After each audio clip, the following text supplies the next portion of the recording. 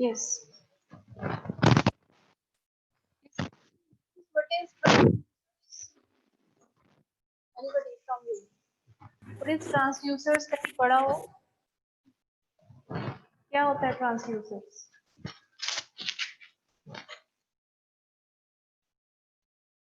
Actually इसके ऊपर मैंने तुम लोगों को पीपीटी ही दिखानी है सारी, ठीक है? It's totally a theoretical topic. इसमें transformer. Transducer, transformer? No no no, it's not a transformer.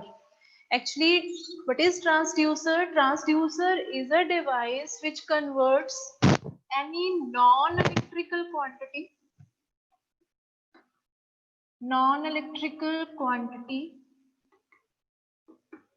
into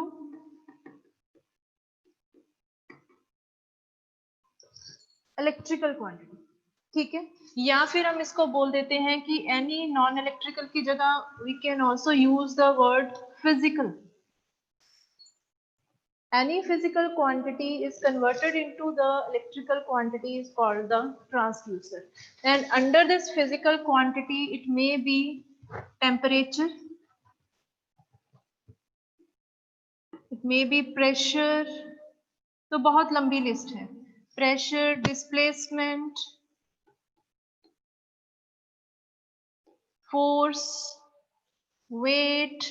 किसी भी तरह की फिजिकल क्वांटिटी, कोई वाइब्रेशन है, मॉइस्चर है, ह्यूमिडिटी है, any type of physical quantity when converted into the electrical quantity, that device is called as the transducer. ठीक है, ट्रांसड्यूसर एक ऐसी डिवाइस है जो कि किसी भी तरह की फिजिकल क्वांटिटी को इलेक्ट्रिकल में कन्वर्ट करती है. इलेक्ट्रिकल में कन्वर्ट करने का मतलब क्या है कि in the form of voltage, कि हमें जो आउटपुट मिल रही है वो इलेक्ट्रिकल की फॉर्म में मिल रही है.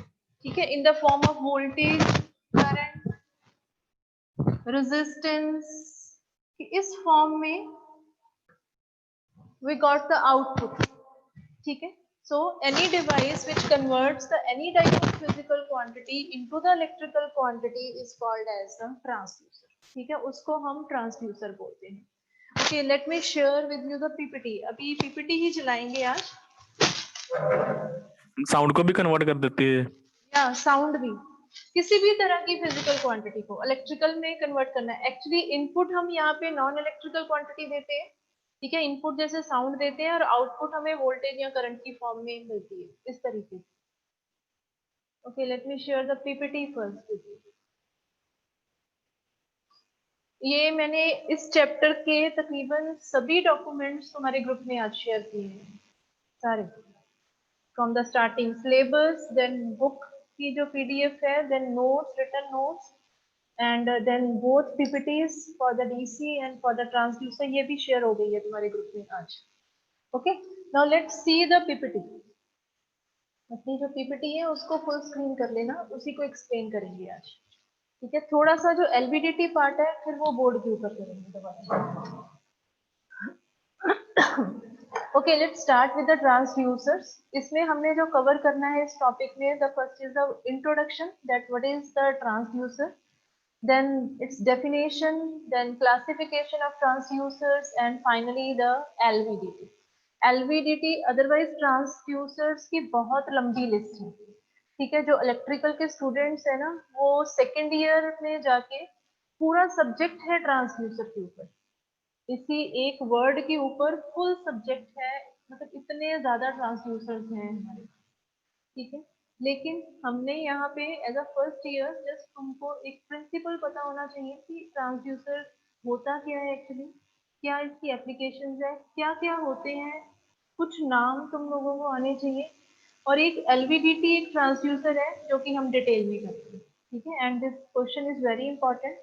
तो इसमें इस टॉपिक में जनरली एक यही क्वेश्चन है एलवीडीटी, जो कि मोस्ट प्रोबेबली एग्जाम्स में निकलता है. Okay, so what is transducer?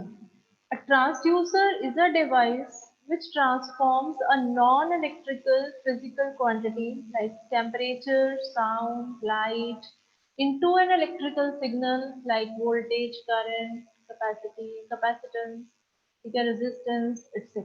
इस फॉर्म में जो हमें आउटपुट मिलती है, that that device is called as a transducer. Okay, which converts any type of physical quantity into the electrical quantity is called transducer. In other words, it is a device that is capable of converting the physical quantity into a proportional electrical quantity such as voltage or current. तो same words ही हैं ये भी लिखे हुए. तो ये जो white box दिखाया है, this will act as a transducer. ठीक है, इसको इनपुट क्या दे रहे हैं? Pressure. Pressure is the input and output is the voltage. ठीक है, आउटपुट जो हमें मिल रही है वो वोल्टेज की फॉर्म में है. Okay, so a transducer which converts any physical quantity into the electrical quantity is called as a transducer. Okay, कभी वो सुने हो तुम लोगों ने थर्मिस्टर्स या थर्मोकपल वगैरह कुछ पढ़ा होगा विद +1 2 में. सीबैक इफेक्ट लगता है उसके ऊपर, सुना कभी ये फिजिक्स में? थर्मोकपल और थर्मोकपल थोड़ा सा सुना. थर्मोकपल सुना. ठीक है, दैट कन्वर्ट्स द मतलब थर्मल एनर्जी हीटिंग इफेक्ट को हम कन्वर्ट करते हैं रेजिस्टेंस की फॉर्म में, हमें आउटपुट मिलती है उस केस में. ठीक है, तो that will also act as a transducer. वो भी मैम एक जो तरह से माइक्रोफोन भी. ट्रांसड्यूसर होते हैं. मतलब कोई भी डिवाइस है जिसको तुम फिजिकल क्वांटिटी इनपुट दे रहे हो, माइक्रोफोन में जैसे साउंड इनपुट दे रहे हो, तो आउटपुट हमें भी जस्ट उसका जो लेवल है बड़ा हो जाता है. ठीक है, तो वो भी एक तरह से ट्रांसड्यूसर है. तो इस तरह से काफी लंबी लिस्ट है ट्रांसड्यूसर्स की. एक मटेरियल आता है, पीजो इलेक्ट्रिक मटेरियल्स होते हैं. अभी सुना ये वर्ड, पीजो इलेक्ट्रिक मटेरियल्स होते हैं जिसमें क्वार्ट्ज वगैरह या रोचले सॉल्ट होते हैं. इन मटेरियल्स को क्या करते हैं कि अगर वाइब्रेशंस प्रोड्यूस करवाई जाए तो this gives you the electrical output. Electrical output voltage की फॉर्म में मिलती है हमें. तो ये स्पेशल मटेरियल्स होते हैं. ठीक है, so now the next is the block diagram of transducer. Transducer contains generally two parts that are closely related to each other, that is the sensing element and transduction element. ठीक है, sensing element जिससे sense करना है कि input किस form की है. Transduction element is that जिसने कन्वर्ट कर देना है उस सेंसिंग इनपुट को. Okay, so the sensing element is called as the sensor. It is a device producing measurable response to change in the physical conditions. ठीक है, इससे एक्चुअली इनपुट को सेंस करना होता है. सेंसिंग एलिमेंट के आगे कुछ भी चेंजेस प्रोड्यूस हो रही हैं तो उसको वो सेंस करता है. एक्चुअली अभी तुम लोग जैसे फिजिकली कॉलेज में प्रेजेंट नहीं हो, अदरवाइज तुम लोगों को साथ साथ BEE के तो मेनली प्रोजेक्ट्स बनते हैं, बच्चे बहुत प्रोजेक्ट्स बनाते हैं. तो उसमें सेंसर एक बहुत कॉमन सा डिवाइस होता है जो कि स्टूडेंट्स जनरली यूज करते हैं. छोटा सा आता है, जैसे दिवाली की LEDs होती है ना, लाइट्स लगाते हैं तो उसमें छोटी छोटी LEDs होती है, इसी तरह का सेंसर भी दिखता है. बिल्कुल छोटा सा सेंसर होता है वो. तो उसके आगे जैसे कोई तुम प्रोटेक्टिव डोर बना रहे हो, वो सेंसर के आगे से कोई भी निकलेगा तो वो उसको लाइट में सेंस कर लेना है और तुम्हें आउटपुट मिलनी शुरू हो जाती है. तो बजर बजना शुरू हो जाता है या वही आउटपुट कहीं पे रिकॉर्ड करवा देते हैं स्टूडेंट्स. तो इस तरह के छोटे छोटे प्रोजेक्ट्स बनते हैं. अगर तुम में से भी किसी को शौक है कोई प्रोजेक्ट्स वगैरह बनाने का, छोटे प्रोजेक्ट्स, तो बना के और कभी क्लास में लेके आना, डिस्कस करवाना, सबको दिखाएंगे. फिर किसी ने या पहले कभी बनाया हो कोई प्रोजेक्ट रिलेटेड टू इलेक्ट्रिकल. तो sensing element is that device which have to sense the input, जिसने इनपुट को सेंस करना है. Okay, Yes, ma'am. Yes, switch off your mics. Yes, mute your mics. किसका माइक ऑन है ये? Yes, ma'am.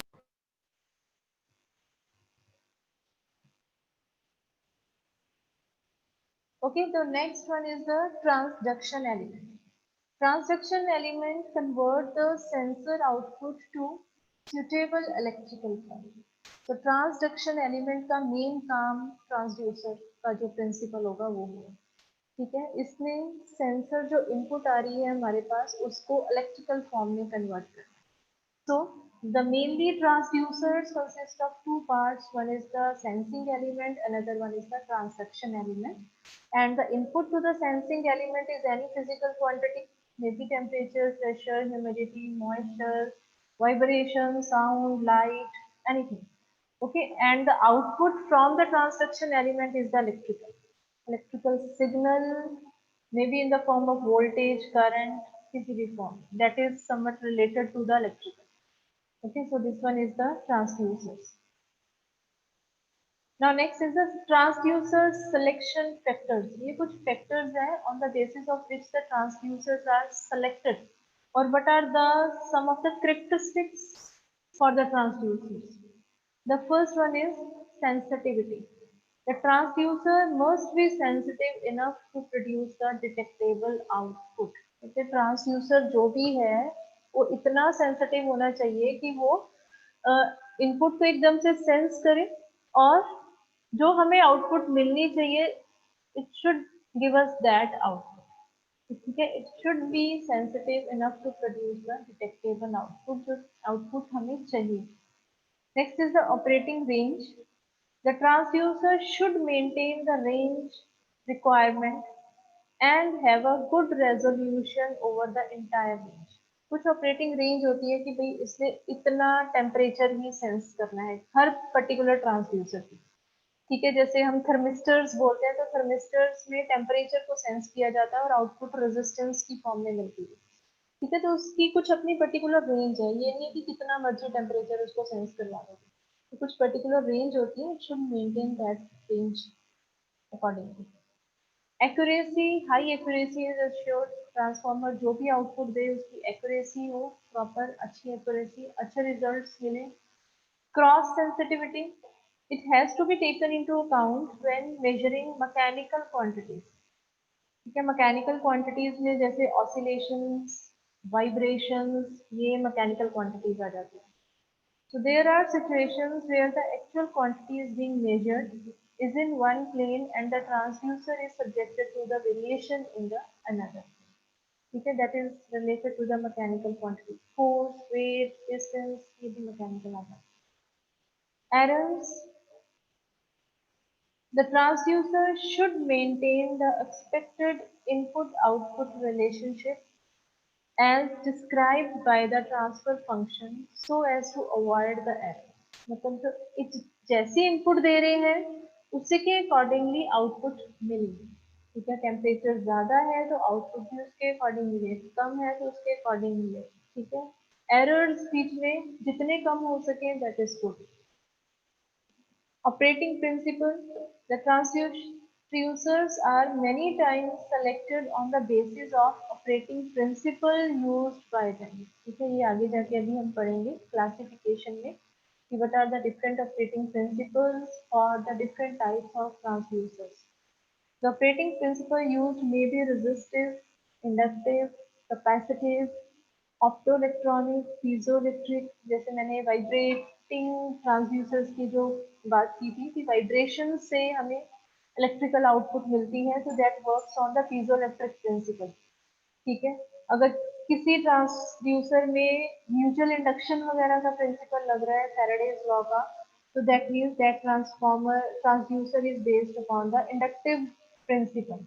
ठीक है, सो इसी तरीके से हर ट्रांसड्यूसर का अपना एक प्रिंसिपल है, ऑपरेटिंग वर्किंग प्रिंसिपल है.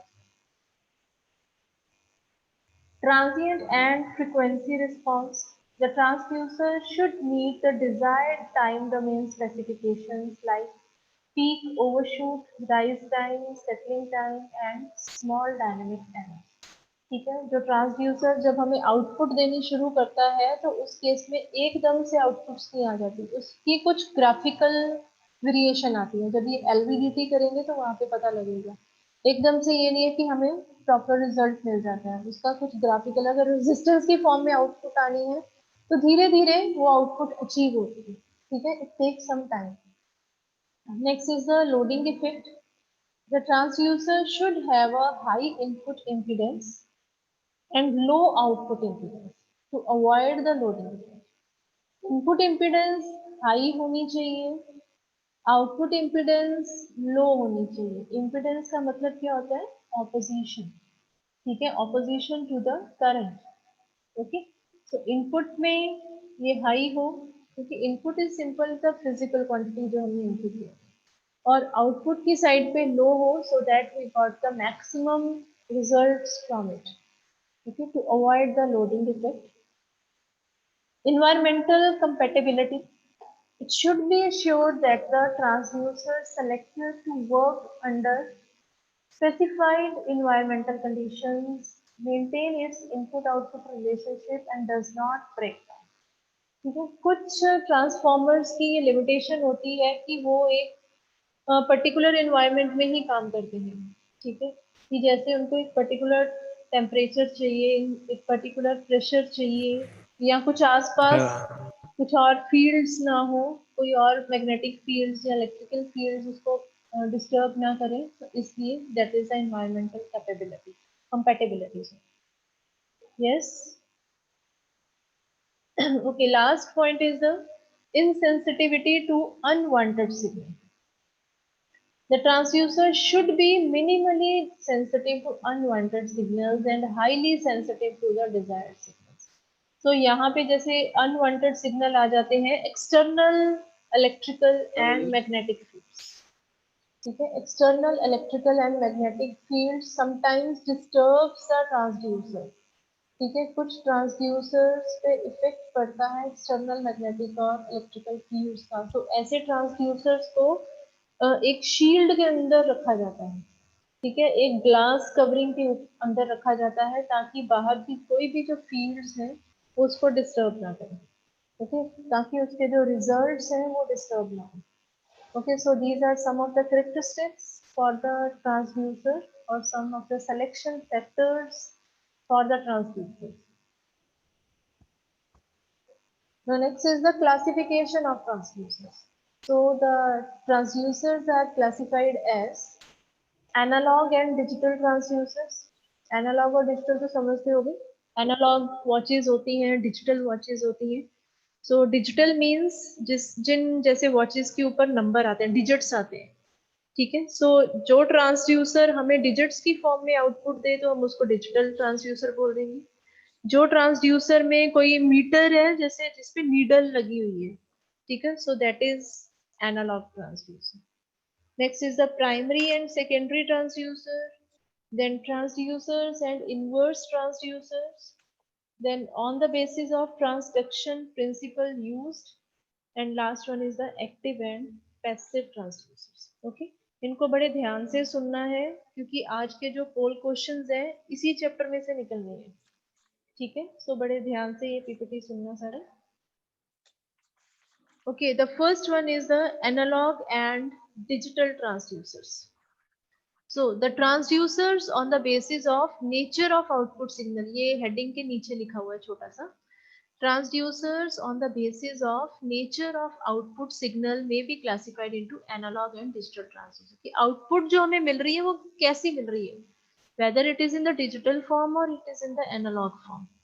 Okay.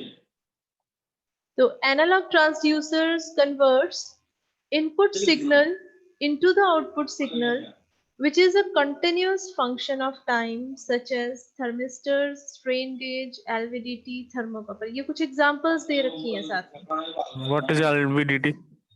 LVDT बेटा अभी आगे जाके करेंगे हम डिटेल में, वैसे इसकी full linear variable differential transducer, इसको अभी हमने डिटेल में करना है आगे जाके। Yes, everybody switch off your mics. Linear variable differential transducer, ठीक है, ये करेंगे अभी आगे जाके करेंगे इसको, अभी इसको इस टॉपिक को डिटेल में करना है, बड़ा इंपॉर्टेंट टॉपिक है ये एलवीडीटी का। सो द ट्रांसड्यूसर्स, ये जो कुछ नाम लिखे हैं यहाँ पे, थर्मिस्टर लिखा है, स्ट्रेन गेज लिखा है, एलवीडीटी, थर्मोकपल, ठीक है, तो ये कुछ ऐसे ट्रांसड्यूसर्स हैं जो एनालॉग में आउटपुट देते हैं, ठीक है, जिनकी आउटपुट डिजिट्स की फॉर्म में नहीं आती है, एक कर्व बनता है, एक ग्राफ बनेगा इनका, ठीक है।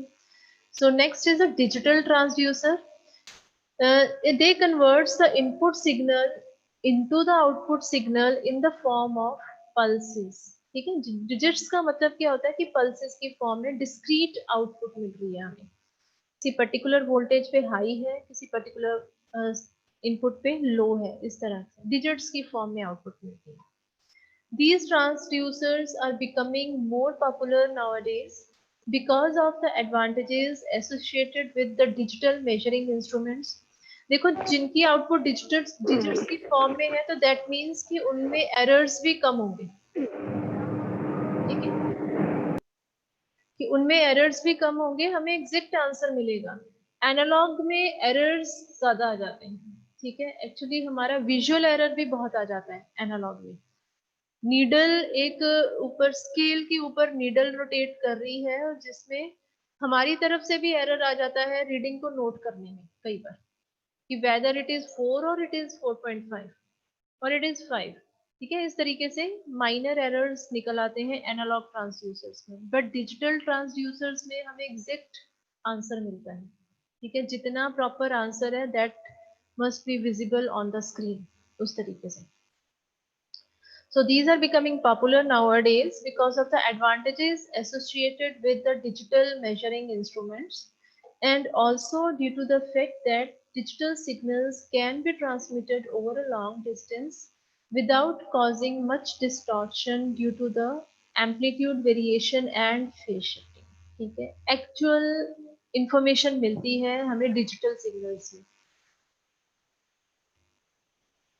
नेक्स्ट जो हमारी पास कैटेगरी थी that is the primary and secondary transducers. So the transducers on the basis of methods of applications may be classified into primary and secondary transducers. So the primary transducer, when the input signal is directly sensed by the transducer and physical phenomena is converted into the electrical form directly, then such a transducer is called the primary transducer, ठीक है। Actually primary और secondary क्या होता है कि sometimes कि हम input दे रहे हैं and that input is directly converted into the electrical, ठीक है, इनपुट दी डायरेक्टली हमें इलेक्ट्रिकल आउटपुट मिल गई, तो ऐसे ट्रांसड्यूसर्स को हम प्राइमरी ट्रांसड्यूसर्स बोलते हैं। लेकिन सेकेंडरी के केस में क्या होता है कि इनपुट दे रहे हो तुम, तो वो इनपुट पहले किसी और फॉर्म में चेंज होती है, फिर वो फॉर्म इलेक्ट्रिकल में चेंज होती है, मतलब इलेक्ट्रिकल आउटपुट मिलते मिलते 2 स्टेप्स लगते हैं, ठीक है, 2 या 2 से ज्यादा भी लग सकते हैं कई बार, ठीक है। Sometimes the input is firstly converted into the mechanical output and that mechanical output is then converted into the electrical, तो ऐसे को हम क्या बोलते हैं, सेकेंडरी ट्रांसड्यूसर, ठीक है। जिसमें डायरेक्ट इनपुट इलेक्ट्रिकल में कन्वर्ट हो जाए तो that are called as the primary transducers. जिसमें इनपुट पहले किसी और फॉर्म में कन्वर्ट हो, फिर वो फॉर्म जाके इलेक्ट्रिकल में कन्वर्ट हो, तो that are called as the secondary transducers.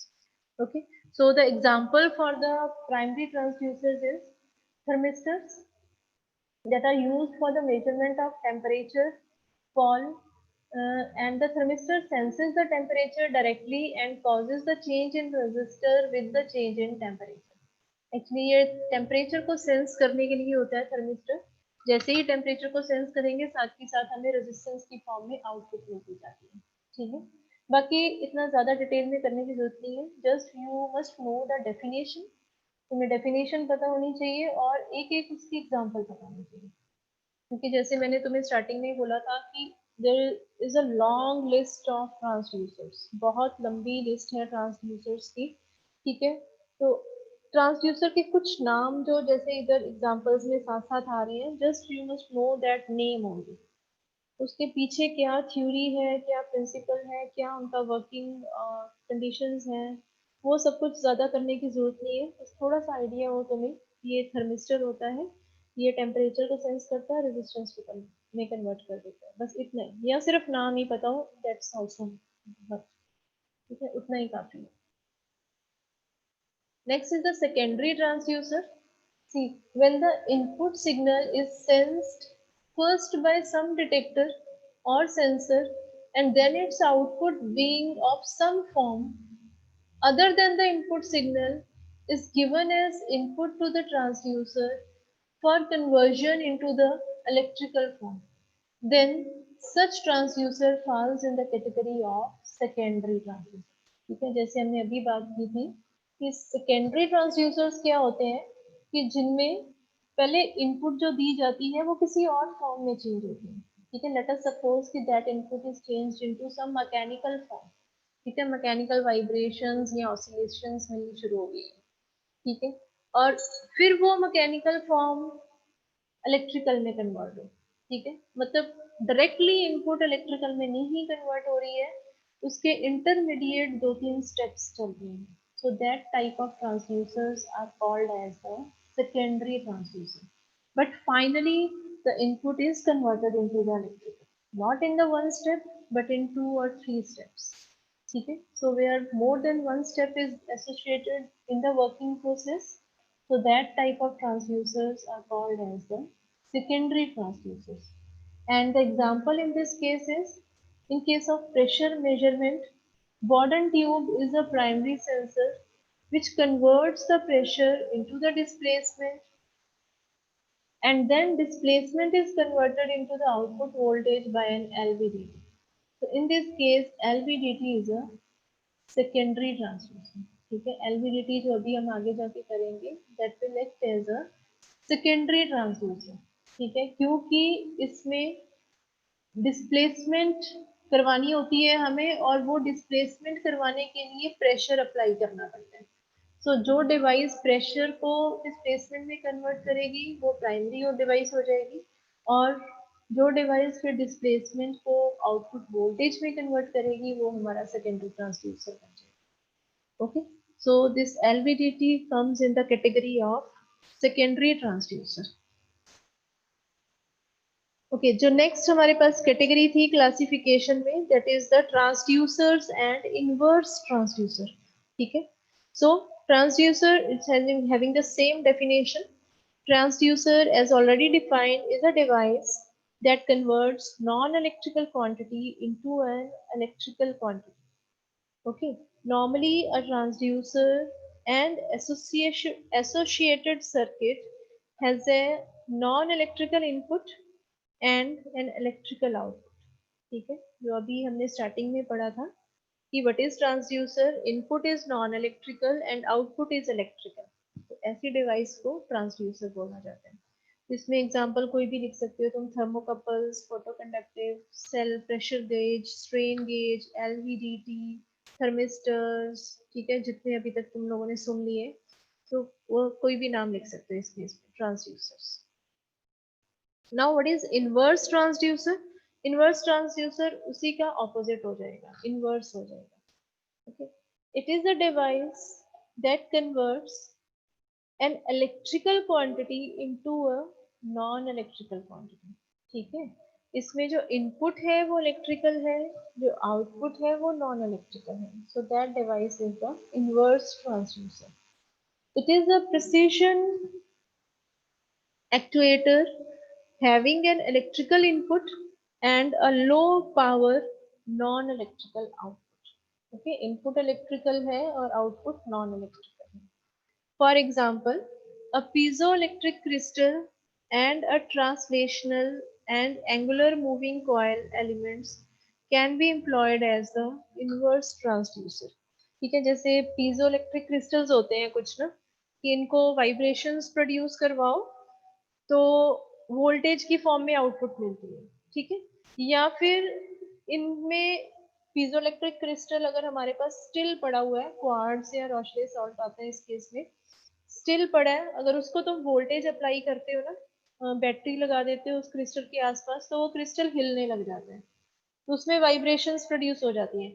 सो ये वाला जो पीजोइलेक्ट्रिक क्रिस्टल की बात कर रहे हैं, it will act as a transducer also and inverse transducer also, दोनों ही फॉर्म्स में ये काम करता है, ठीक है, इसको अगर तुम खुद वाइब्रेशंस प्रोड्यूस करवाओगे तो ये कुछ ना कुछ आउटपुट देता है, अगर इसमें वोल्टेज अप्लाई कर देते हैं तो ये हिलने लग जाता है, तो दोनों ही तरफ से इट विल वर्क, ठीक है, it will act as a transducer also, it will act as a inverse transducer also, तो दोनों ही तरीके से ये काम करता है। मैम जो स्पीकर वो भी इनवर्स ट्रांसड्यूसर रहेगा? स्पीकर में तो एम्पलीफायर सिस्टम होता है सारा, वाइब्रेशंस प्रोड्यूस होती हैं, क्योंकि एंड में जो वाइब्रेशंस प्रोड्यूस होती हैं तो इलेक्ट्रिकल आउटपुट भी मिल रही है हमें,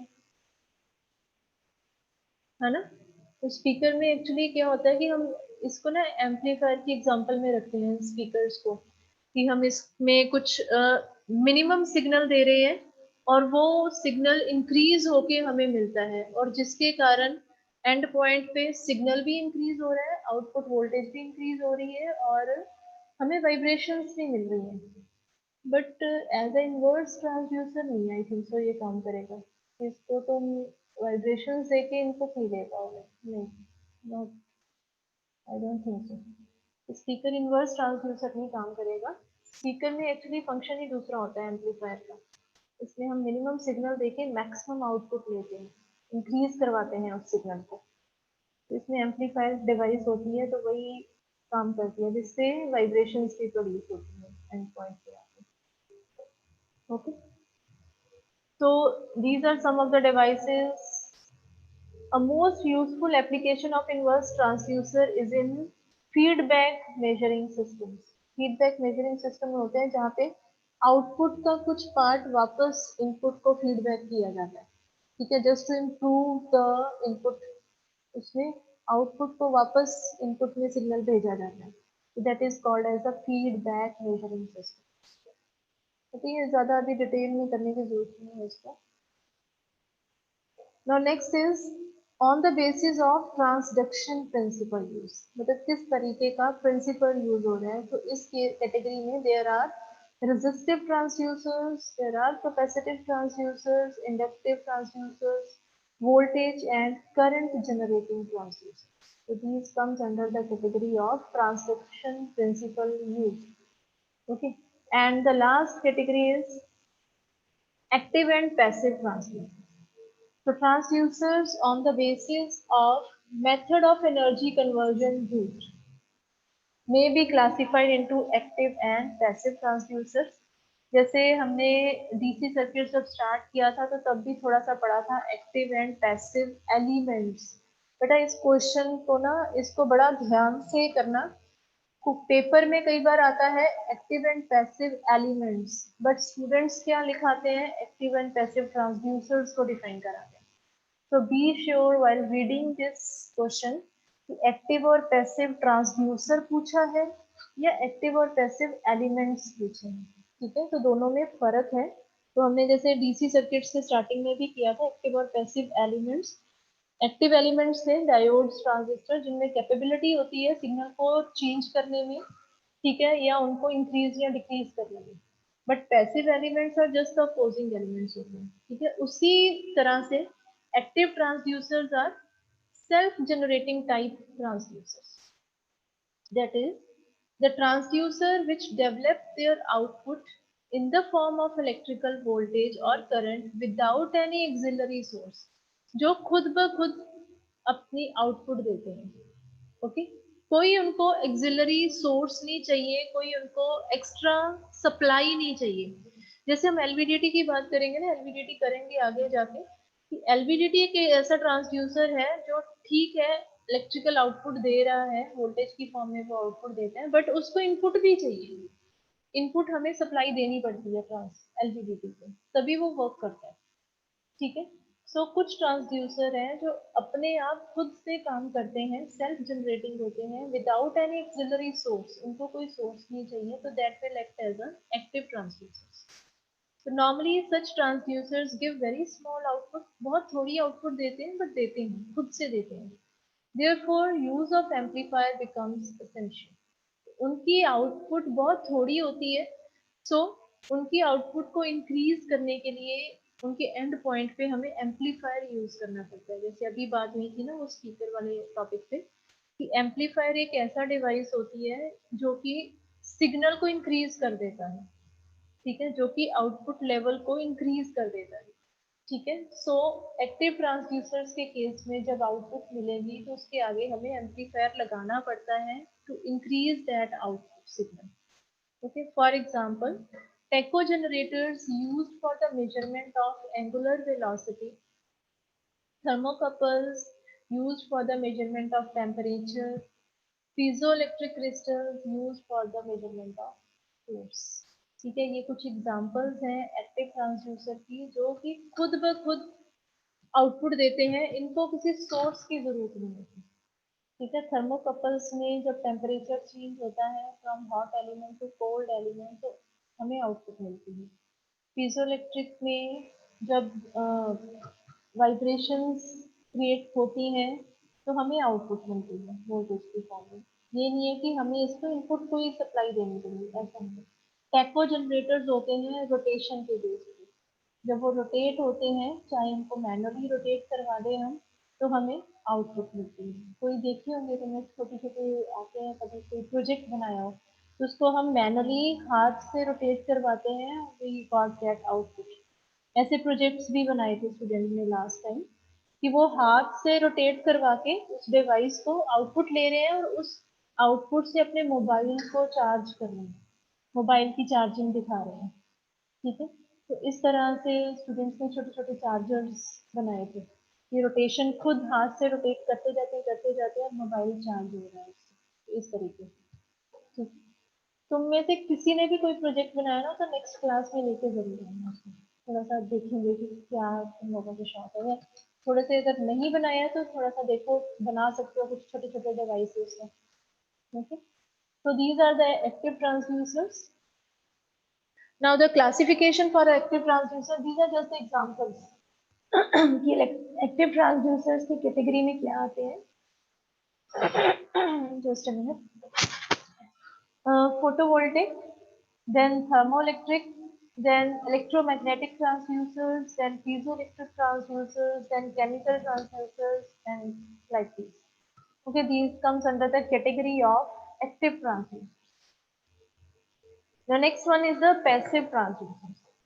So passive transducers, the transducer in which electrical parameters like resistance, inductance, or capacitance changes with the change in input signal are called passive transducers. These transducers require external power source for energy conversion. ठीक है, इनको external power source चाहिए होता है। ठीक है, ये जब तक एनर्जी सप्लाई नहीं करेंगे इनको तो ये काम नहीं करते। ओके, तो इनको एक्सटर्नल सोर्स की जरूरत है, तभी ये इलेक्ट्रिकल आउटपुट हमें किसी फॉर्म में देते हैं। In such transducers, electrical parameters, that is the resistance, inductance or capacitance causes a change in voltage, current or frequency for the external power. ठीक है, मतलब क्या है कि इसमें एक्सटर्नल सोर्स हमें चाहिए। फॉर एग्जाम्पल रेजिस्टिव, कैपेसिटिव और इंडक्टिव ट्रांसड्यूसर्स, ये जो तीनों हैं ये इस कैटेगरी में आते हैं, पैसिव ट्रांसड्यूसर्स की category. Okay, so and under this ये कुछ और क्लासिफिकेशन दे रखी है पैसिव ट्रांसड्यूसर्स की। Variable resistance, reactance, optoelectronic, hall effect type या फिर स्ट्रेन गेज। इनमें जस्ट एक दो नाम तुम लोग याद कर लो, पूरा ये चार्ट याद करने की जरूरत नहीं है। ठीक है, जैसे थर्मिस्टर्स है, फोटो कंडक्टर्स है, एलडीआर। एलडीआर के बारे में सुना है कभी? कोई प्रोजेक्ट बनाया हो कभी एलडीआर को यूज करके? सुना है किसी ने एलडीआर का? Actually LDR is the light detecting resistance.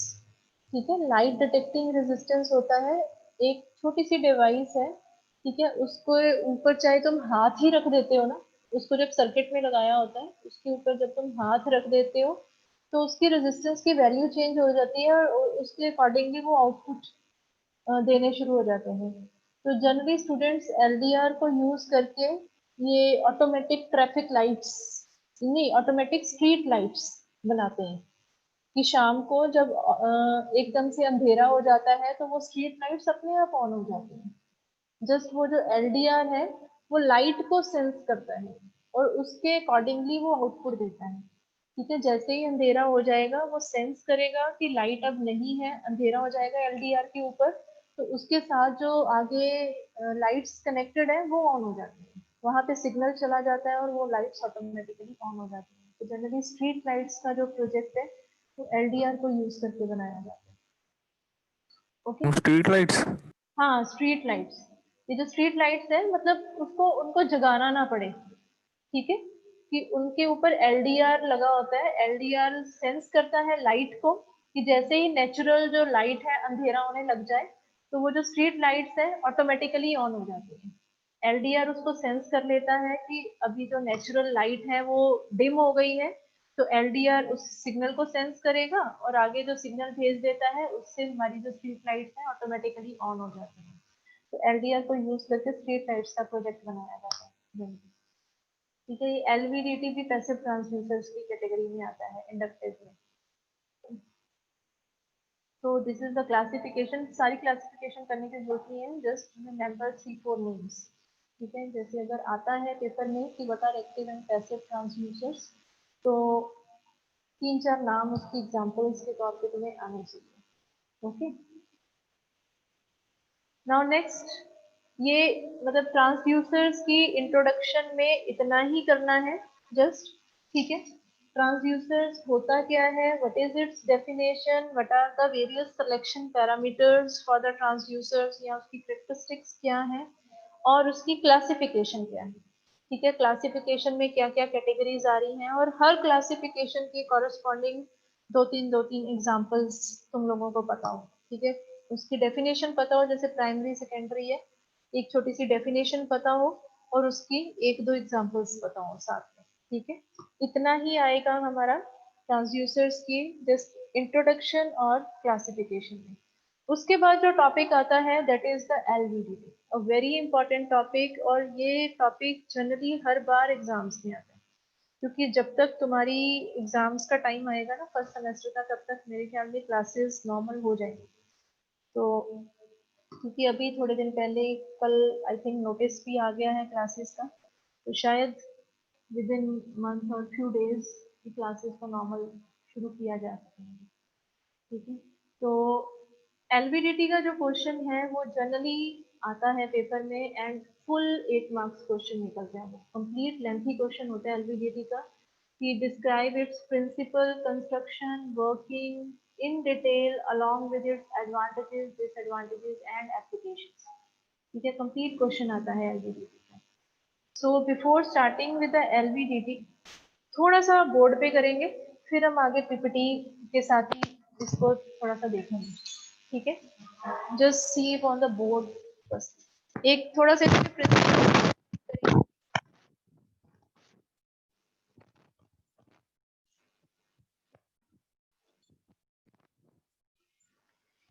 Anybody of you know about the Faraday's law of electromagnetic induction? किसी को पता है Faraday's law of electromagnetic induction?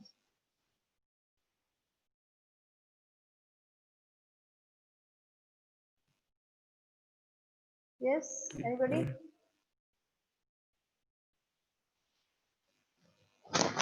पता है किसी को Faraday's law of electromagnetic induction क्या होते हैं?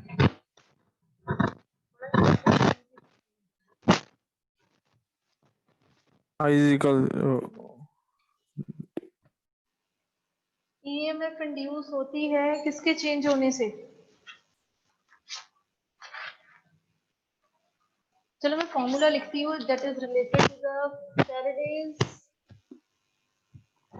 एरिया के चेंज होने में। नहीं एरिया नहीं होता। Faraday's law of magnetic field के इलेक्ट्रोमैग्नेटिक इंडक्शन।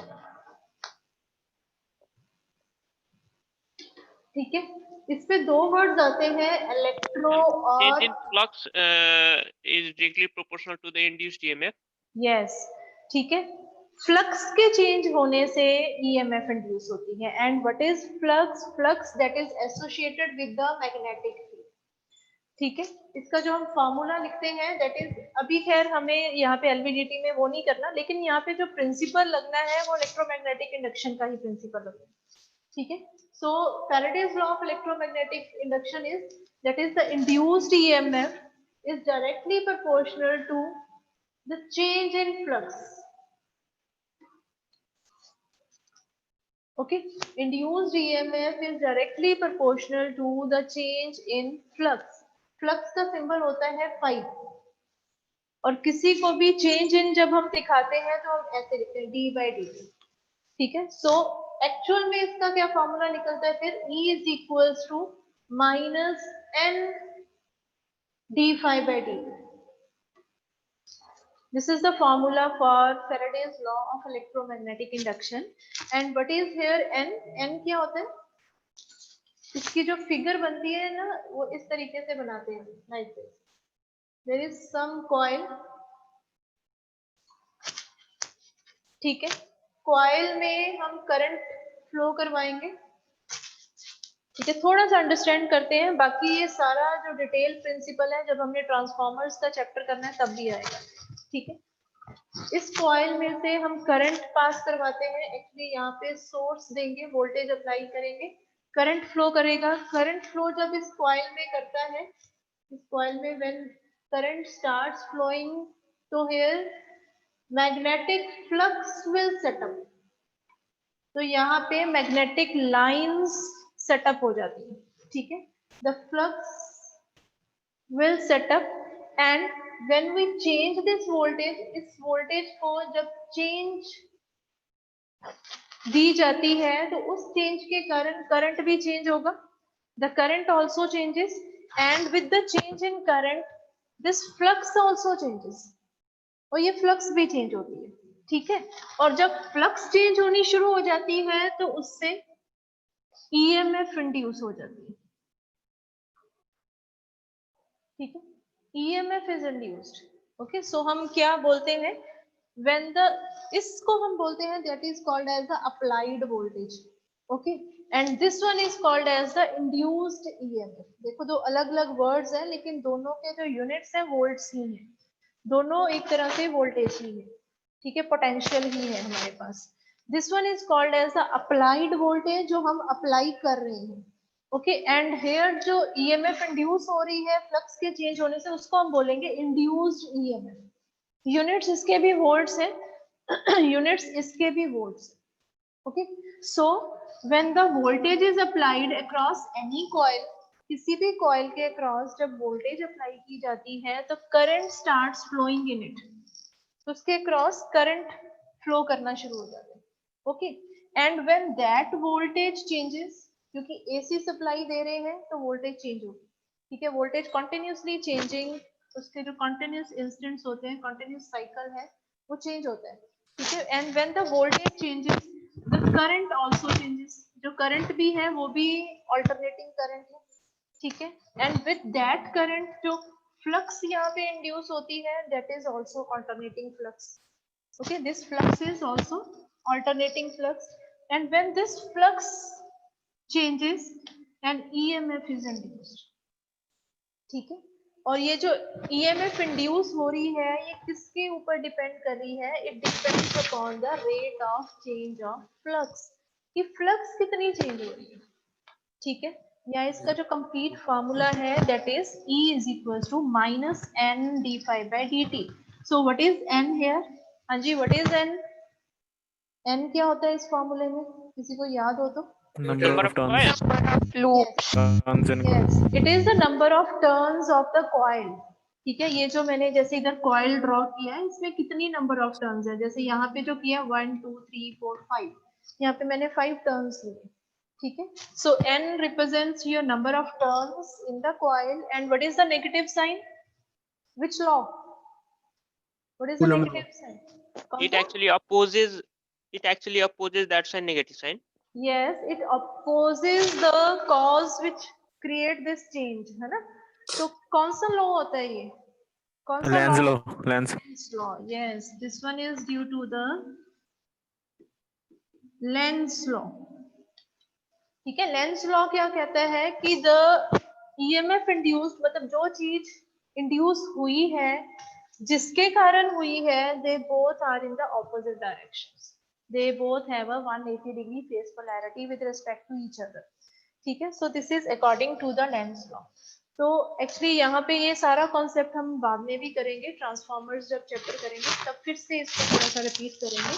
लेकिन अभी मैंने ये थोड़ा सा क्यों इंट्रोड्यूस करवाया है, because the principle of LVDT is also the electromagnetic induction. ठीक है, LVDT का जो प्रिंसिपल है दैट इज इलेक्ट्रोमैग्नेटिक इंडक्शन. इसका भी इलेक्ट्रोमैग्नेटिक इंडक्शन ही है प्रिंसिपल. मतलब फ्लक्स के चेंज होने से EMF इंड्यूस हो रही है, so that is LVDT. Firstly, the full form for LVDT is linear variable differential transducer. Note करिए मैम इसको। कर लो, वैसे नोट्स पे है सारा कुछ, अभी जस्ट तुम अंडरस्टैंड करो इसको, ठीक है। तुम्हारी जो रिटर्न नोट्स है ना उसमें भी है, ठीक है, बाकी पीपीटी में भी है ये सारा टॉपिक, ठीक है। It is the linear variable differential transducer. Transducer या कई बार इसको ऑब्लिक देके ट्रांसफॉर्मर भी लिखा जाता है, ठीक है। कई वर्ड्स में जो टी का है मतलब उसको ट्रांसड्यूसर भी लिख देते हैं या ट्रांसफॉर्मर भी लिख देते हैं, because it works on the principle of transformer, ठीक है। ट्रांसफॉर्मर इलेक्ट्रोमैग्नेटिक इंडक्शन के प्रिंसिपल पे चलता है, तो यहाँ पे भी वही म्यूचुअल इंडक्शन का प्रिंसिपल चलेगा। Okay, now what is LVDT. LVDT में तुम्हें इधर पिक्चर बना के ही समझा देती हूँ, उसके बाद हम अपनी पीपीटी चेक करेंगे। ट्रांसफॉर्मर तुम लोगों ने पढ़ा हुआ है थोड़ा सा, ठीक है। ट्रांसफॉर्मर में क्या होता है, basically there is one primary one secondary, ठीक है, बीच में कोर होता है, ठीक है। प्राइमरी पे हम इनपुट सप्लाई देते हैं, AC supply is given to the primary, ठीक है। Current starts flowing in the primary which connects with the core, जो बीच में कोर है उसके साथ लिंकअप करता है ये करंट, ठीक है। और फिर जब वो सेकेंडरी में पहुंचता है तो वहां पे ईएमएफ इंड्यूस हो जाती है, that is called as the mutual induction, ठीक है। That principle is called as the electromagnetic mutual induction. But here in the LVDT में थोड़ा सा चेंज है, यहाँ पे इनपुट सप्लाई दे रहे हैं हम, this is my primary winding, this is core, लेकिन यहाँ पे जो सेकेंडरी है ना, यहाँ पे एक सेकेंडरी नहीं है, यहाँ पे दो सेकेंडरी होती है एलवीडीटी के केस में। सिंपल ट्रांसफॉर्मर के केस में एक ही सेकेंडरी होती है, बट एलवीडीटी के केस में there are two secondaries. Now the question is how that secondaries are connected. ये जो दोनों सेकेंडरीज हैं ये आपस में कैसे इनको कनेक्ट किया जाता है, they are connected in the series opposition, ठीक है। जो वर्ड है इसको याद रखना है, they are connected in series opposition. देखो अगर सीरीज में कनेक्टेड होगी तो ये ऐसे कनेक्ट हो जाएंगे, ठीक है। अगर इस तरह से कोई कनेक्शन है तो this is called as a series connection. तो अगर हमें मान लो पैरेलल कनेक्शंस करने हैं, तो पैरेलल कनेक्शंस में क्या होता है कि ये वाला इधर कनेक्टेड है, ये वाला इधर कनेक्टेड है, और एक आउटपुट यहाँ से निकाल दी जाती है। So these type of connections are called as the parallel connections. But here in the LVDT the connections are series opposition. तो series opposition में हमने इसको यहाँ नहीं कनेक्ट करना, ठीक है, हमने इसको इधर कनेक्ट करना है, कॉइल की पोलैरिटी को रिवर्स कर देना है, ठीक है। कॉइल की पोलैरिटी को रिवर्स कर देंगे और आउटपुट हम यहां से लेंगे,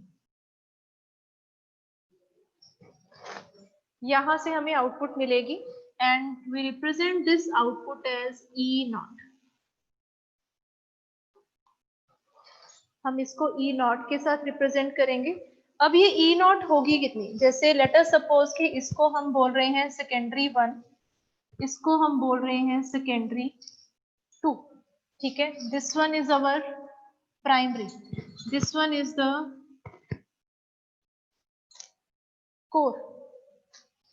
तो प्राइमरी में वोल्टेज अप्लाई करेंगे, current starts flowing in it, flux will set up in the primary, this flux links with the core, ठीक है, कोर के साथ लिंकअप होगा, फिर वहीं से ये कोर में मूव करता करता सेकेंडरीज पे जाएगा, ठीक है, और वहां पे ईएमएफ इंड्यूस हो जाएगी सेकेंडरीज में due to the principle of mutual induction, ठीक है। म्यूचुअल इंडक्शन के कारण यहाँ पे S1 और S2 में EMF induced होगी, ठीक है। Let us suppose the EMF that is induced in this first secondary is ES1। यहाँ पे जो EMF induce हो रही है ES1 हो रही है, और यहाँ पे जो EMF induce हो रही है that is ES2। So what is E naught? E naught क्या होगा? देखो अगर तो हमने जस्ट सीरीज कनेक्शन दिए होते, ठीक है, अगर हमने S1 और S2 को सीरीज में लगाया होता तो E0 हमारे पास सीधा आ जाना था EX1 प्लस ES2, ठीक है।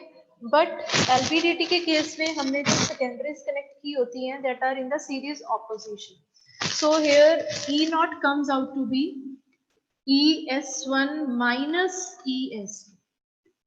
So this is the relation of output for the LVDT. LVDT के केस में जो आउटपुट का रिलेशन आता है that is ES1 minus ES2. Okay, so this is the construction. There is one primary, there are two secondaries, there is the core. Core is generally made up of the ferrite material. यहाँ पे जो core होता है generally ferrite material का बना होता है, तो ठीक है, वाइंडिंग्स हैं, this one is the output. Now the working of transducer, this LVDT, मैं इसको भी रब नहीं कर रही, just I am rotating this camera.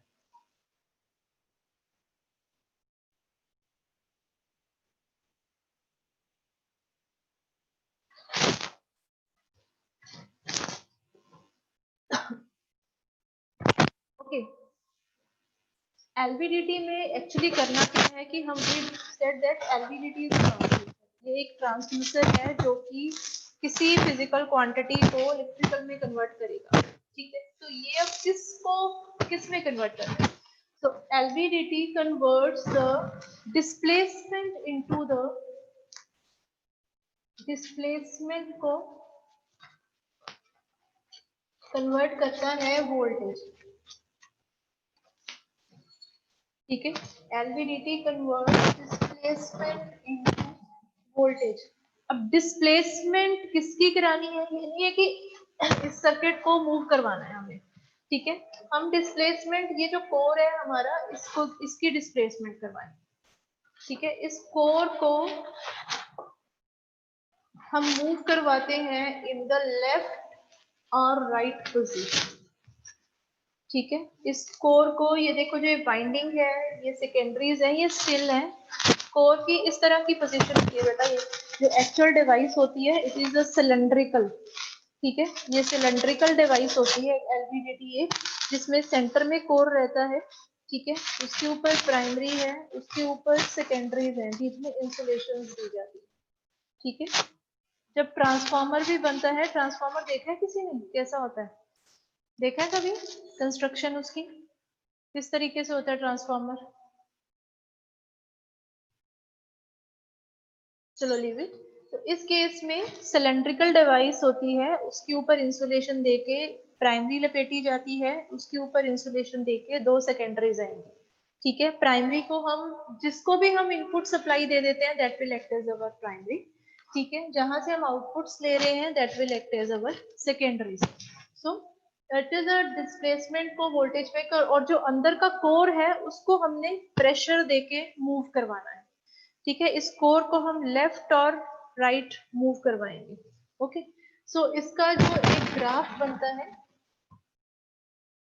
दिख रहा है, यस,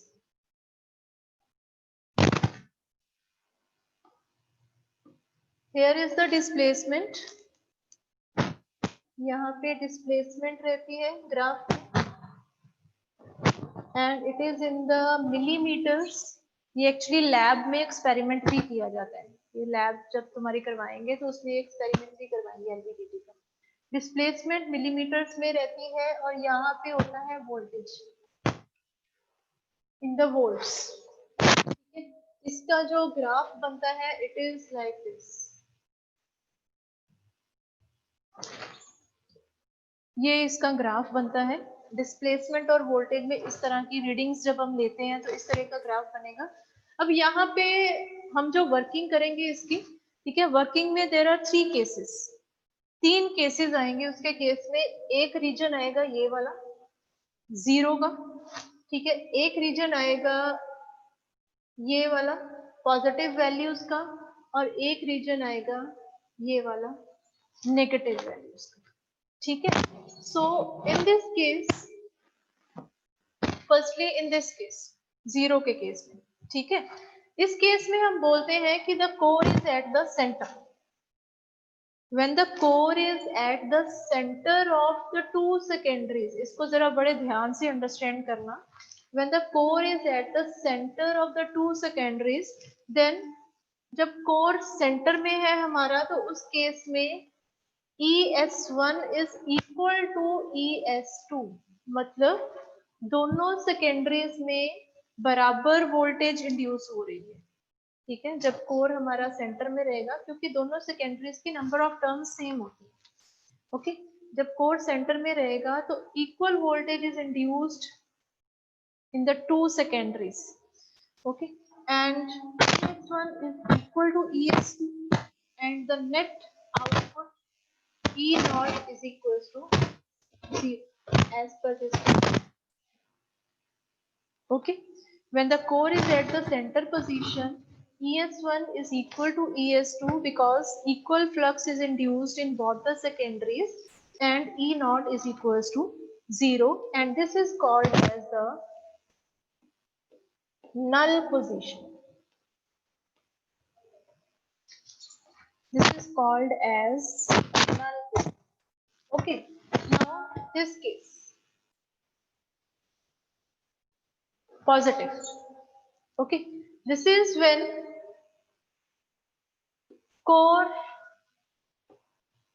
दिख रहा है, when core move towards S1. जब कोर हमारा फर्स्ट सेकेंडरी की तरफ मूव करेगा.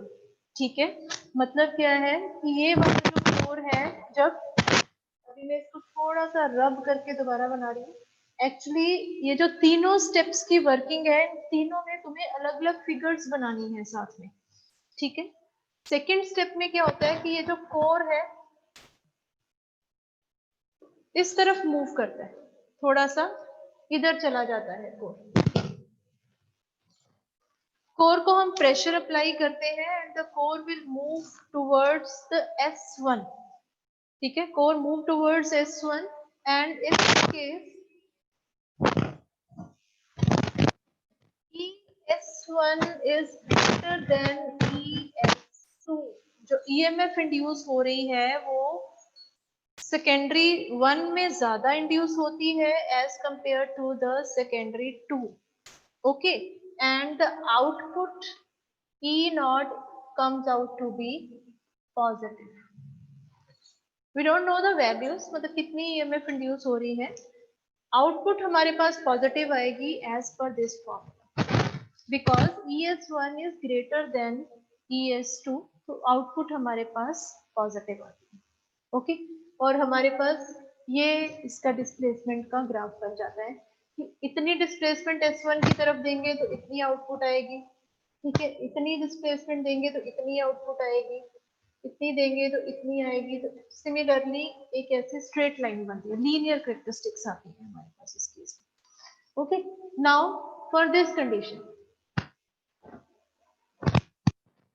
in this condition when the core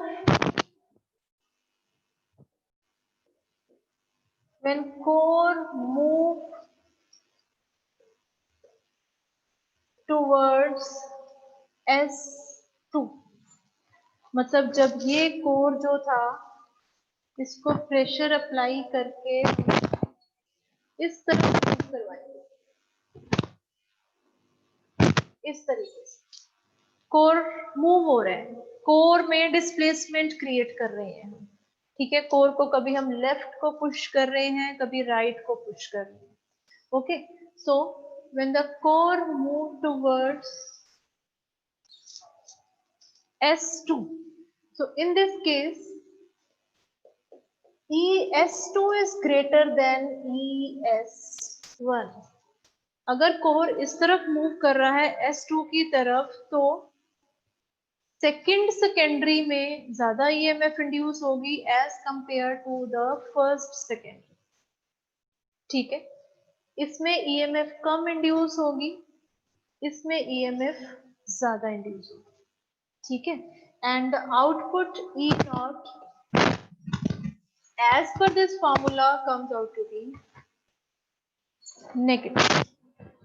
ठीक है, और इस केस में जो हमारे पास प्लॉट आएगा वो ये वाला आएगा इस तरीके से, यहाँ पे डिस्प्लेसमेंट आएगी एंड कॉरेस्पॉन्डिंग हम अपनी वोल्टेज को नोट करते जाएंगे. Okay, but as we see that कि आउटपुट ये जो है नेगेटिव लिखा है, इधर पॉजिटिव लिखा है. ठीक है, ये डिस्प्लेसमेंट एक्चुअली ये डिस्प्लेसमेंट पॉजिटिव या नेगेटिव नहीं है. ठीक है, जैसे इधर है कि डिस्प्लेसमेंट पॉजिटिव है, इधर displacement positive. Displacement is never positive or negative, it is just the left और right position of the core. ठीक है, कोर की लेफ्ट या राइट पोजीशन है. जैसे ये वाली है S1 की तरफ डिस्प्लेसमेंट है और ये वाली है S2 की तरफ डिस्प्लेसमेंट. ठीक है, ये नहीं है कि displacement comes we apply the displacement as -10 -5, ये नहीं होगा. ठीक है, ये जो डिस्प्लेसमेंट पॉजिटिव और नेगेटिव हम यहाँ पे दिखा रहे हैं that is just the left और right movement of the core of the LVDT. Okay, core की पोजीशन लेफ्ट और राइट इंडिकेट कर रहे हैं एंड कॉरेस्पॉन्डिंगली ये जो वोल्टेज आ रही है E0, ये भी ये नहीं है कि ये नेगेटिव है. वोल्टेज इज जस्ट द उसकी पोलैरिटी ऑपोजिट है as compare to this voltage, इसकी पोलैरिटी ऑपोजिट आ रही है. Okay, so this is the complete working for LVDT. यही इसकी कंप्लीट वर्किंग है. और जनरली LVDT की एप्लीकेशंस कहाँ पे होती हैं, that where we use this LVDT for the pressure measurement, for displacement measurement, for weight measurement, for force measurement. ठीक है, इन कुछ एप्लीकेशंस के लिए we can use the LVDT. तो हम LVDT यूज करते हैं. ठीक है, जहाँ पे हमें इन physical quantities like force, weight, pressure, displacement को इलेक्ट्रिकल में हमें आउटपुट चाहिए होती है. So there we can use the LVDT. So this is the complete working process for LVDT in the 3 stages. 3 stage में 3 स्टेप्स में इसकी वर्किंग को एक्सप्लेन किया जाता है. The first step, I am again repeating, the first step when the core is at the center position. When the core is at the center position, equal EMF is induced in both the secondaries. दोनों secondaries में equal EMF होगी. That means ES1 is equal to ES2. Output comes out to be 0 as per this formula and this is called as a null position. इसको null position बोला जाता है. Okay, and in this stage, second step में when the core moves towards the first secondary, more EMF is induced in the S1 as compared to the S2. उसमें ज़्यादा EMF induce होती है and as per this formula the output comes out to be positive. And similarly when in the third step, when the core move towards second secondary, so more EMF is induced in the S2 as compared to the S1. Okay, and the output as per this formula comes out to be the negative. So this is a complete working of LVDT. Sometimes एक छोटा सा question आता है कई बार कि why the LVDT is named so, कि इसको LVDT को ऐसा नाम क्यों रखा गया है. So what is the meaning of LVDT? It is a linear variable differential transducer या transformer. So why the word linear? Linear word यहाँ पे क्यों आया है? Because it has linear characteristics. LVDT की जो characteristics मिलती है हमें, जो output मिलती है between the displacement and the voltage, that are the linear characteristics हमें मिलती है. Okay, so that's why the word is linear. And variable means vary. What we can vary in this? We can vary the position of core. हम core की position को continuously change कर रहे हैं to got our output. हमें output लेने के लिए इस core को move करवाना है, कभी left तो कभी right. ठीक है, so that's why the word is variable. So differential word is associated with the difference in the outputs of the 2 secondaries. ठीक है, इसका जो फॉर्मूला बनता है that is actually the difference of the voltages of the 2 secondaries. दोनों के जो outputs induce हो रही हैं उनमें difference है, negative sign है. So that's why the word differential. And next transformer है. that is, it works on the principle of transformer. So that's why the complete name is linear variable differential transformer. Okay, and this one is the very important topic. इसके related सभी कुछ करना है. इसकी जो main disadvantage बोली जाती है ना एक एलवीडीटी की, कि मेन डिसएडवांटेज है that it is generally affected by the external magnetic fields, क्योंकि ये खुद भी मैग्नेटिक फील्ड की तरह वर्क करता है. ठीक है, इसमें मैग्नेटिक प्रिंसिपल अप्लाई होता है. अगर इसके आसपास कुछ मैग्नेटिक फील्ड्स पड़े हो तो इसकी जो कोर की डिस्प्लेसमेंट है या ईएमएफ जो इंड्यूस हो रही है that will gives you the wrong readings, तो वो गलत रीडिंग्स मिलती है हमें. तो उस केस में जो एलवीडीटी का जो अपरेटस होता है या कोई डिवाइस है, it is kept in the glass shield. ठीक है, जब तुम लैब में एक्सपेरिमेंट दिखाएंगे, तुम्हें करवाएंगे, तो उस देखोगे तुम कि एलवीडीटी का जो सेटअप है उसको ग्लास शील्ड के अंदर रखा हुआ है, so that the external fields will not affect that device, and we got the accurate readings. हमें accurate readings मिले उसकी. ठीक है, क्योंकि external shielding इसकी बहुत जरूरी है. इस पे इफेक्ट पड़ता है external fields का, readings गलत हो जाती है. Okay, so this is the complete working for the LVDT. Now come to the PPTs. ठीक है, हम यही एसी है कि कुछ डीसी वोल्टेज वहां पे? नहीं, this one is complete AC device, totally AC है. जहां पे ट्रांसफॉर्मर का प्रिंसिपल आ जाता है ना, तो that means AC. Transformer never works on DC, transformer AC पे ही चलेगा. ठीक है, एसी डिवाइस है, एसी पे चलेगा. एसी में ही हमें रेट ऑफ चेंज मिलता है एक्चुअली. डीसी के केस में तो रेट ऑफ चेंज मिलेगा ही नहीं. ठीक है, ईएमएफ इंड्यूस हो ही नहीं सकती डीसी के केस में.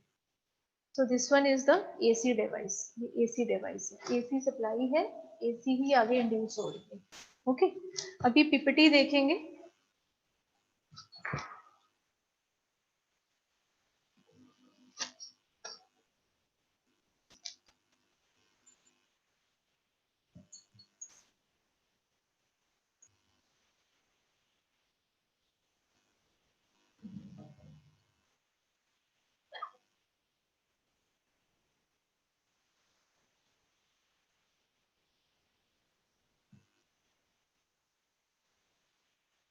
Yes. Now see the PPT.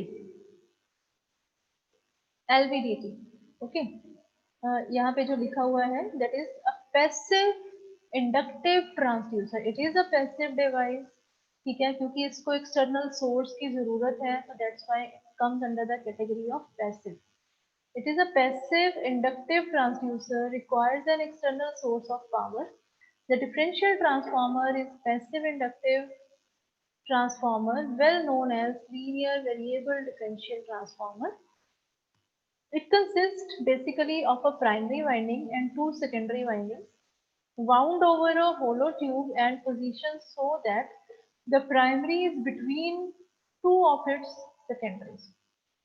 Actually एक ही कोर के ऊपर ये तीनों लपेटे होते हैं और there is proper insulation between them. तीनों के बीच में प्रॉपर इंसुलेशन होती है. जहां पे तुम इनपुट सप्लाई दे दोगे वहां पे वो वाइंडिंग तुम्हारी एज अ प्राइमरी एक्ट करना शुरू कर देती है. ठीक है, जहां से तुम आउटपुट ले लोगे that will act as a secondary winding. When the core is in the center, the voltage induced in the two secondaries is equal. ये देखो वही बात की है कि जब कोर सेंटर में है तो दोनों सेकेंडरीज में इक्वल वोल्टेज इंड्यूस होती है. And when the core is moved in one direction of the center, the voltage induced in one winding is increased and that in the other is decreased. And the movement in the opposite direction reverses this effect. तो ये थोड़ा सा principal इसका explain किया. Now the construction of LVDT. LVDT consists of a cylindrical transformer where it is surrounded by one primary winding in the center of the former and the two secondary windings at the sides. The number of turns in both the secondaries are equal, but they are opposite to each other. दोनों secondaries की number of turns same रखी जाती है, but connections series opposition किए जाते हैं. ये word यहाँ पे आए ना आए, लेकिन इसको याद जरूर रखना है, they are connected in the series opposition. The number of turns हो गया, the primary winding is connected to an AC source, primary को हम एसी के साथ। The movable soft iron core slides within the hollow former and therefore affects the magnetic coupling between the primary and two secondaries. Now the working of LVDT.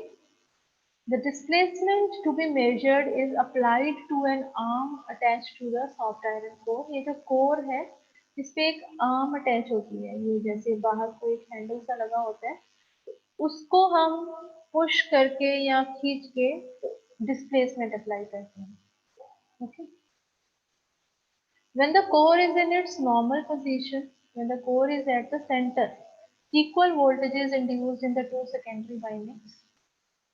The output voltage of the secondary winding S1 is ES1 and the S2 is ES2. The differential output voltage E0 is ES1 minus ES2, जैसे अभी हमने discuss किया था. This is the output voltage. So at normal position, E0 is equal to 0. Because the flux linking with both the secondaries is equal, hence EMFs are induced in it. Equal EMFs are induced in it. Her step में 3 steps में इसकी working को explain करना है और हर step में एक नई फिगर ड्रॉ करोगे, ये वाली नहीं जैसे हमने बोर्ड पे ड्रॉ की थी वो फिगर, ठीक है। एक फिगर में कोर को सेंटर में दिखाओगे, एक फिगर में सेकंड स्टेप में कोर को S1 की तरफ मूव किया हुआ दिखाओगे, तो एक फिगर में थर्ड में कोर को S2 की तरफ मूव किया हुआ दिखाओगे, ठीक है। जैसे यहाँ पे ये दिखाया है, core is at the centre. Now when the core is moved to the left of the null position, the null position के left में, that is towards S1. Okay, now if the core is moved to the left of the null position, more flux links with the winding S1. S1 के साथ ज़्यादा flux linkage होगी as compared to the S2. So ES1 of the secondary S1 is greater than ES2. Okay, the magnitude of output voltage the secondary is then ES1 minus ES2 in phase with ES1, ठीक है, जिसको हम बोलेंगे कि ये हमारे पास positive है। And similarly ये उसका opposite case है, when the core is moved to the right of null position. If the core is moved to the right of the null position, the flux linking with winding S2 becomes greater than the link with the winding S1. ठीक है, S2 के साथ ज़्यादा flux linkage होगी as compared to S1, and that's why ES2 become greater than ES1. Okay, and the output becomes our negative as per this formula. तो यहाँ पे core को S2 की तरफ मूव किया हुआ दिखाया है, जैसे ये मूवमेंट दिखाई है, तो इसके साथ ज्यादा फ्लक्स लिंकेज हो रही है as compare to the S1. The amount of voltage change in either secondary is proportional to the amount of movement of the core. कि ये जो आउटपुट हमें मिल रही है E0, it depends upon the movement of the core. Core को हम कैसे move कर रहे हैं, S1 की तरफ मूव कर रहे हैं तो अकॉर्डिंगली हमें आउटपुट मिलेगी, S2 की तरफ मूव करेंगे तो अकॉर्डिंगली इस तरीके से मिलेगी। The amount of output voltage may be measured to determine the displacement. The output signal may also be applied to a recorder or to a controller that can restore the moving system to its normal position. ठीक है, output signal को हम आगे किसी को apply भी कर सकते हैं या उसको रिकॉर्ड भी कर सकते हैं।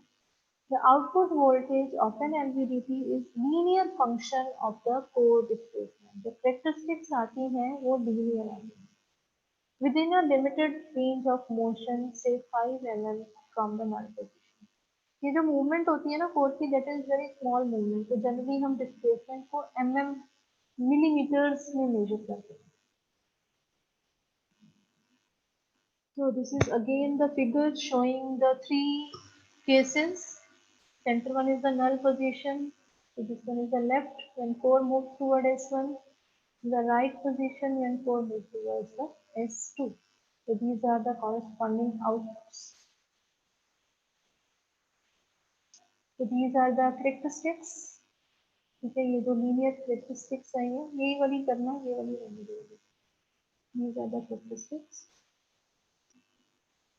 Now some of the advantages for this LVDT. It has high accuracy, good stability. Accuracy काफी हाई होती है, अच्छे रिजल्ट्स मिलते हैं इसके, good stability, easy to fabricate and install, components ज़्यादा कॉम्प्लिकेटेड नहीं है इसके, सर्किट ज़्यादा कॉम्प्लिकेटेड नहीं है, तो इजी इंस्टॉलेशन इजी है इसकी। The transfer characteristics is linear output मिल रही है हमें। Input is directly proportional to the output, ठीक है, लीनियर है तो डायरेक्टली प्रोपोर्शनल है। They can withstand high temperatures, it consume very less power, okay, low hysteresis loss and good repeatability। जहाँ पे ट्रांसफार्मर की कंस्ट्रक्शन आ जाती है ना, तो वहाँ पे हिस्टेरेसिस एडी करंट लॉसेस की बात फिर होती है। Okay, it has low hysteresis loss. अब ये व्हाट आर हिस्टेरेसिस लॉस, ये आगे जाके पढ़ेंगे, ठीक है, डिटेल में थोड़ा सा करेंगे इसको ट्रांसफार्मर्स में। गुड रिपीटेबिलिटी, मतलब इसको बार बार यूज कर सकते हैं, खराब नहीं होता है जल्दी। रस्ट कंस्ट्रक्शन मतलब रफ एंड टफ कंस्ट्रक्शन है, कोई डेलिकेट कंपोनेंट्स नहीं है इसमें, तो बार बार यूज कर सकते हैं इसको। It's output is very high, अच्छी आउटपुट मिल जाती है। एमएम की डिस्प्लेसमेंट्स में देखे हमें वोल्टेज में आउटपुट मिल रही है, मिली वोल्ट्स में नहीं, वोल्टेज में आउटपुट मिल जाती है। So these are some of the advantages for LVDT. So disadvantages, LVDT is prone to errors due to the temperature. Temperature variation के कारण समटाइम्स कुछ एरर्स क्रिएट होते हैं। For getting the appreciable differential output relatively large displacement is required, ठीक है, sometimes displacement बहुत थोड़ी होती है, उसके अकॉर्डिंग आउटपुट जितनी हमें चाहिए होती है कई बार नहीं मिलती है। तो LVDT is sensitive to straight magnetic fields, जैसे पहले भी बात की थी मैंने कि LVDT is sensitive to external magnetic fields, तो इसको हमेशा शील्डिंग में रखा जाता है, इसके आसपास एक ग्लास का शील्ड होता है, so that external fields will not affect LVDT. The dynamic response is limited for LVDT due to the mass of the core. So ये dynamic response थोड़ा सा limited होता है इसका। Uses, the LVDT can be used in all applications where displacement ranging from fraction of mm to few centimeter have to be measured. Acting as a secondary transducer, it can be used as a device to measure force, weight, pressure. ठीक है, so LVDT is used for the measurement of displacement, force, weight, pressure. In measurements के लिए इसको अगर electrical में convert करना है तो हम LVDT को use करते हैं। Okay, let me show you one thing. मैंने याद है ना, two secondary coils having equal number of turns and is wounded on a hollow cylinder at equal distance on either side of the primary coil. The two secondary coils are connected with each other in series opposition, so that the net induced EMF of the two secondary coils becomes, we see that a movable soft iron core is placed inside a hollow cylinder. Position of this core with respect to the two secondary coils will affect the magnetic coupling between the primary and two secondary coils. Let's now understand how this LVDT works. We see that when an AC source is activated, alternating current starts flowing through the coil, due to which varying magnetic field is produced. Now, when this varying magnetic field interacts with the secondary coil, an EMF is induced in the two secondary coils. We see that initially the core is placed in such a position that equal EMF gets induced in both the coils, due to which the net EMF of the two secondary coils becomes zero. This position of the core is known as null position. Now, if we move the core toward the right, we see that the flux linking the coil S2 becomes greater than the flux linking the coil S1. As a result, the EMF induced in the coil S2 becomes greater than the EMF induced in coil S1. And the net EMF shows a negative value. Similarly, if we move the core towards the left, we see that the flux linking with coil S1 becomes greater than the flux linking with coil S2. As a result, EMF induced in coil S1 becomes greater than the EMF induced in coil S2. And the net EMF shows a positive value. Thus, LVDT uses the magnitude and polarity of the net EMF induced to measure the displacement of its core from the null position.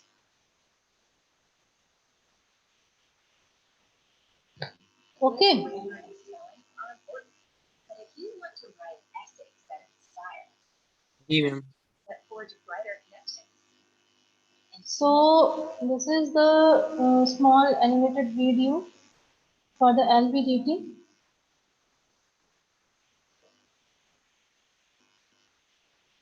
Ma'am ये कोयल के around bound होते हैं तीनों। हाँ हाँ, core नहीं, के core around. को। तुम ठीक। लोगों ने कभी ट्रांसफॉर्मर का नहीं देखा? कभी ट्रांसफॉर्मर का देखा हो कि ट्रांसफॉर्मर कैसा होता है एक्चुअली दिखने में? नहीं देखा कभी? शायद देखा है। हम्म? क्या मैडम? किसी ने ट्रांसफॉर्मर देखे एक्चुअली कि ट्रांसफॉर्मर की कंस्ट्रक्शन क्या होती है? हाँ जी मैम, कैसी होती है? सिलेंड्रिकल हम्म? सिलेंड्रिकल नहीं, ट्रांसफॉर्मर सिलेंड्रिकल नहीं होता। So the first question is, what is the principle of operation of LVDT? So the principle for operation of LVDT is the mutual inductance. ठीक है, ये हमने कई बार बोला है, वर्ड जब बोर्ड पे एक्सप्लेन कर रहे थे, works on the principle of electromagnetic induction, mutual induction के प्रिंसिपल के ऊपर चलते हैं। Second question is, the two secondaries of LVDT are connected in series opposition. It's not series. कई बच्चों ने सीरीज आंसर दिया है, it's not series, they are connected in series opposition. ठीक है, so this one is the right option, series opposition. अगर series में होता तो then output will be ES1 plus ES2। ठीक है, बट यहाँ पे जो हम आउटपुट लिखते हैं formula, that is ES1 minus ES2, so that is the series opposition connections are there. And the third question is, what is the output voltage in LVDT if the core is at the center position between the two secondaries? अगर core center में है दोनों secondaries के, तो output क्या आएगी? तो that will be 0. ठीक है, अभी तो करके है 0 output, null position. So the correct answer is 0. Positive तो तब आएगी ना when the core move towards S1. ठीक है, then it comes out to be positive. Okay, otherwise it is 0. Okay, now I'm going to share the next poll now. Second poll, and it also consists of 3 questions. इसमें भी 3 questions होंगे. ठीक है? Yes. Yes, it's there on your screen now.